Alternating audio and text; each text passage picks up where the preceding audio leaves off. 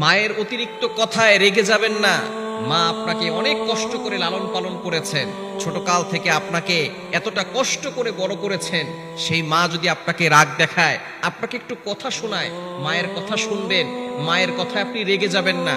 কেননা মা যদি দুনিয়া থেকে চলে যায়, তাহলে কিন্তু মায়ের মতো আর কাউকে আপনি খুঁজে পাবেন না।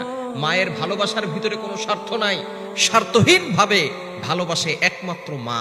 এজন্য মাকে সব সময় কদর করবেন, কেননা মা চলে গেলে কিন্তু আর কখনো মা পাওয়া যায় না। এজন্য মায়ের সাথে খারাপ ব্যবহার করার আগে 1000 বার চিন্তা করবেন।